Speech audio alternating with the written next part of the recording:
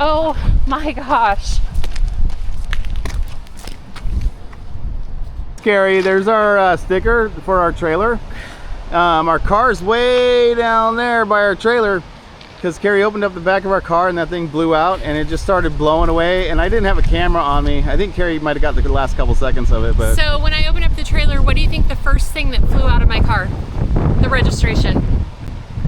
So, which this leads me, I'm out of breath because I ran, but this leads me to why we're here.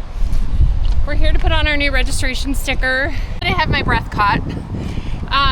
In this state of Oregon, you register your car every 2 years. So our registration came due on our trailer. I'm gonna be putting the sticker on. I paid $130 for a 2-year registration. So this will bring me through to, I believe it's October 2027. This paper is like so wet because I just chased it half the parking lot away. So we're gonna do that. I'm gonna take some things in the trailer, and we're also gonna give you guys, we're gonna chat a little bit. So stay with us, let's get in the trailer. All right, so it looks like this time I get a blue sticker. I'm placing it over a red. I brought a towel because it has been pouring and I knew this was gonna be super wet. So let's put my new registration on.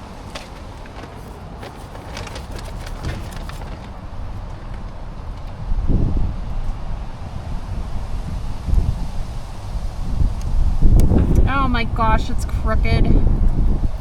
That's fine. That'll eventually drive me crazy, but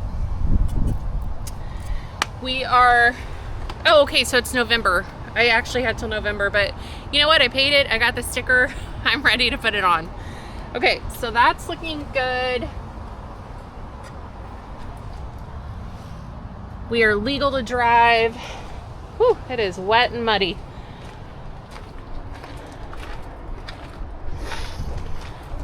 So the last time we were camping was actually for my birthday. So I haven't been in the trailer since the very beginning of October. And I'm not really sure. I always get in, especially when we've had a lot of rain. And I'm always kind of like worried, like, oh, do we have any leaks? So it's a good time to check for leaks. But I was smart and brought an old tablecloth for us to step on as a catch-all. Okay, I'll hold that while you get in. oh, I can bring this in. You got it? Yeah, okay. And that way we're just kind of able to step and not track as much mud in. All right, let's get in the Casita. It's all,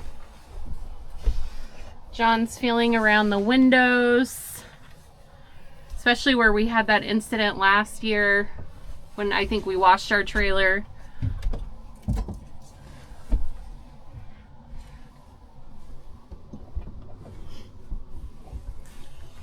How's it feeling? Yeah, it's all dry. Feels good? Yeah. I mean, we'll obviously check kind of everything we can. Yeah, so what he's doing, he's actually opening the cupboards, which I think this is really smart, and just kind of checking inside. Yeah. You want to turn the battery on so we can just have a little bit of light?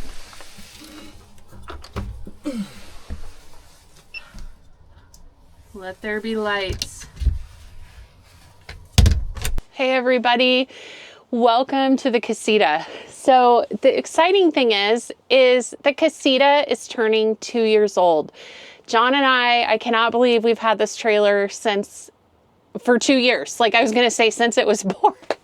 But I mean, essentially, since it was made, I guess that's when it was born. And we've told this story, how we have gotten the Casita in the past. If you have questions about it, I'm always happy to answer, but I won't rehash out the story of how the Casita came to be in our lives. Just to quickly recap, we did not have the experience and pick up our Casita in Rice, Texas. We had it trailered to our home and delivered. I get the question all the time, how much did we pay for delivery? And this is 2 years ago. It was either $4,200 or $4,500. I think it was cheaper than, I don't remember. We'll look it up. We have the information. Yeah. And it was a great experience. having it brought to us. But if I had to do it over again, if I was in the market for a Casita, I would go and pick it up at Rice, Texas. I'm not going to do like a 2-year review. I think what I will tell you guys is we are very happy that we purchased a Casita. Something, and John can answer this question after, I think something I would pick differently if we did it again is I would make sure to have actually physically gone to see a Casita. We had never stepped foot in a Casita when we bought ours. And in all honesty, I would have went with the Spirit Deluxe. We have the Independence Deluxe. I would have went with the Spirit only because even though you don't have the option to do the 2 twins, it has the permanent dinette, which I really love. So, and I would have opted out of the sink in the bathroom, because we don't ever use a sink in the bathroom. I think it is not necessary. I think it's in the way. People are like, what would you do with storage? There's other things that you can do for storage. So I definitely would have, I would have done away with the sink in the bathroom. What would you have done differently if you were in the market right now for a Casita? I would do it. Let's go look at one. And I think that maybe in a upcoming video, like maybe when it's raining somewhere, we will do a full 2-year review, like the things we've done different and changed or whatever. What we're planning on doing. What we're planning on doing. Things we maybe should have done but haven't, and all those kind of things. But I think that's the big one. I would have went and looked at them. I think I like this setup the best. But I think I would agree. I think that, we would have looked at a few of them. Maybe went to a fiberglass rally and seen if we could just walk through and tour a few of them, right? So we could get a sense of what they are. Yeah, what how they feel. I think for Carrie, I think this permanent dinette would have been really nice for her. Mm-hmm. I think for me, the cumbersomeness of the bed being smaller and having to crawl over each other is what I like this setup better. I think, again, we've never owned a Spirit Deluxe, so this is all but we've toured several. Yeah. And then also we keep talking about, and guess what? I'm going to do it today. We keep talking about getting a lagoon table, and maybe with something like a lagoon table where we could put it out of the way, or take it with us, move it, over with us whenever we want. Maybe that would give us the feel of having something a little bit more like a thing. So, yeah. So I'm really excited to share because I'm very proud of John. And I hope you're okay sharing this. And if you're not, I'll just edit it out. So if you're seeing this, John was comfortable in me talking about this. But in December, John is looking to start his master's program. Yeah, and I've started and stopped a master's program several times, and so hopefully I can do it this time all the way through. Hopefully some of my transcripts are still good and can take out some of the courses. That would be really nice. But So I'm super proud of him. I'm 100% on board with it. I want him to finish it. I think it would just take him places that he didn't never expect to go. So I am definitely excited for him to get started with that. And so because of him doing his master's program, it's a very accelerated course. He's hoping to have it done, in under a year. Again, he already has some work towards it, but it's going to be very an advanced pace. And so John's like, I don't know 100% what that looks like for camping, because as you guys know, we're definitely like weekend warriors. We like to get out on the road. We like to go explore. And so, me and John kind of came to the agreement of he can still go on our trips. He can still go and explore, but that just might mean that he's sitting at our little lagoon table that we're going to have, working on schoolwork, on times during that trip, which is totally fine, right? It's just... And for the most part, finding places we can camp where we know we get cell service, so I can at least get online and that kind of stuff. Or Carrie really is pushing for Starlink. We'll see about that. I've heard that a lot of the pricing changes that have happened to Starlink really make it unbearable for some people, but I don't know. I don't know if that's true or not. I don't know if I've heard rumor. We haven't really done any research on it. So. And, you know, from my understanding with Starlink, you have to be in like a very open area without a lot of trees, or, you know, just have that open space in order for the satellite to find something. And in Oregon, a lot of places that we camp, unless like you're in the desert, I mean, I guess you could find openings, but like I think of Fort Stevens, that's somewhere we always go during the winter. And I'm thinking of like very few spots that would have like that clearance. But I don't know. Again, it's just something we're talking about. You know, if we have cell service, he can always hotspot, you know, and create a connection for himself. But we want him to be successful. So videos might like look a little bit different in the sense of you're going to still see John, but it might be a little bit more me. If you hate that, feel free to unsubscribe now, but, you know, I want to support John and his journey, and my channel is definitely something that keeps me excited and motivated to explore the beautiful area I live in, but I'm not going to stop that, you know, with John going to school. So he's just going to maybe be back at the trailer doing a little bit of work. But, you know, the Casita's cozy. We're having a major storm come through right now with pretty high winds that have just started. So we're going to actually head out of here soon.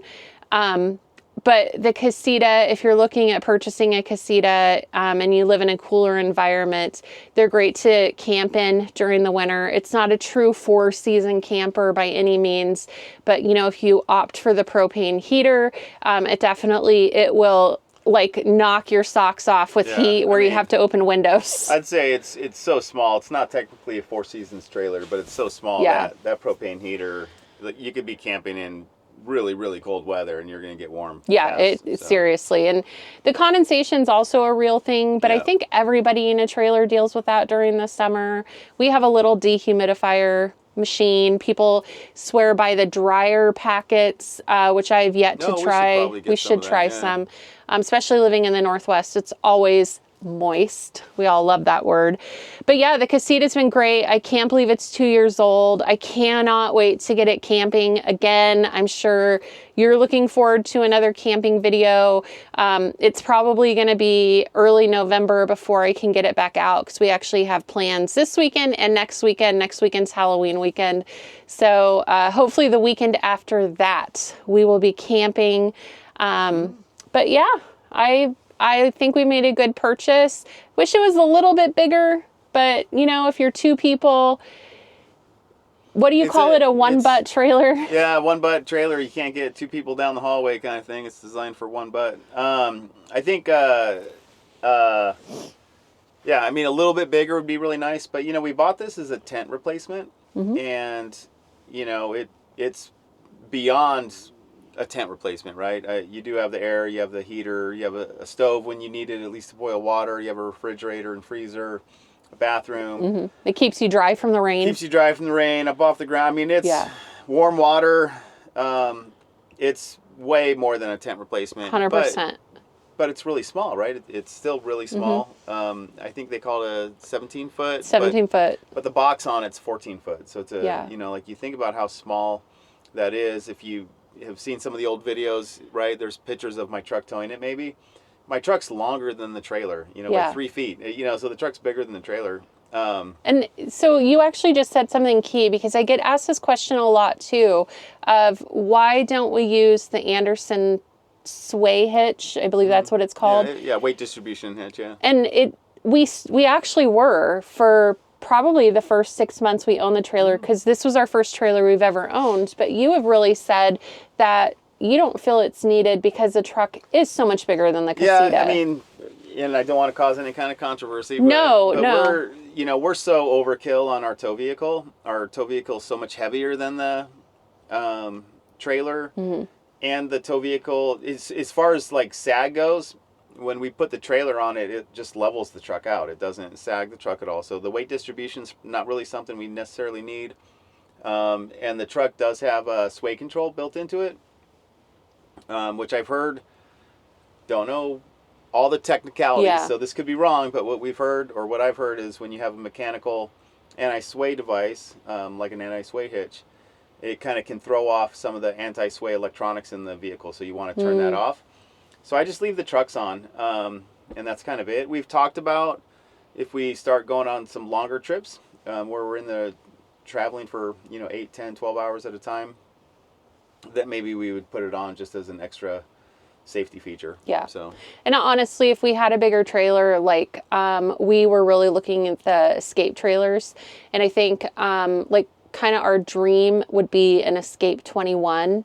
And I think if we were pulling an Escape 21, it is significantly bigger and wider than the Casita. I do think we would possibly do that a little bit more kind of thing. Yeah. And I need to make a disclaimer. We are not experts. We are we're only 2 years into owning a trailer. So all the ins and outs of it, like, we are not experts. Please do your own research. If you feel comfortable, and I always tell people this, like, if you are new to towing, even though the Casita is so easy to tow, still learning to back it in, but it's so easy to tow. If you are new to it and you need that extra peace of mind, put it on. It doesn't hurt. It's a little bit of extra steps. And your vehicle is different than ours. We don't know. Yeah, we don't know what vehicle you have. Some people are going to probably need to use it. Some people probably won't. Some people, their vehicle manufacturer might say not to use it. I know some unibody vehicles, they actually warn you not to use a weight distribution hitch. So all of it depends on your tow vehicle and your setup.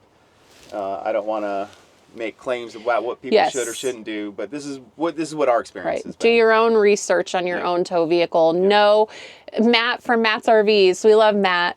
He always says, know before you tow. And he's right. Don't overload yourself. Just know before you tow. So I'm going to steal that from Matt because it's very true. But guys, we wanted to connect with you, say happy birthday to our little Holly Fairmont. Somebody recently just asked me why the name Holly Fairmont, and I've yet to respond, but I'll respond here and let her know to watch that video. Holly, because our first camping trip with our Casita was early December.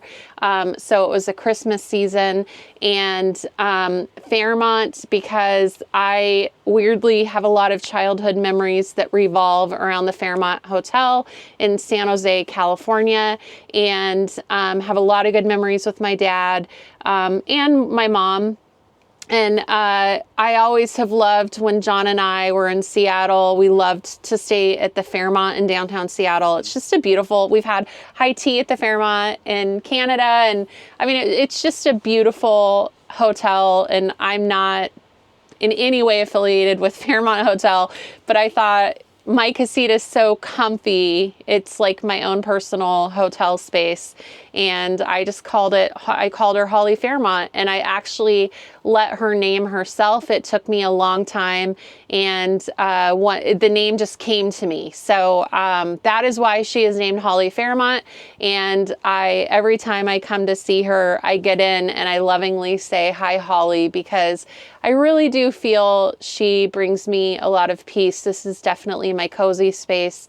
I can hide from the world here, even though I broadcast to the world, my cozy space, but it's what I do. And you guys are great for following along and putting up with me and putting up with John. And we're sending you peace and love from Holly Fairmont. And we'll see you guys on the next video. Peace out, guys. Bye.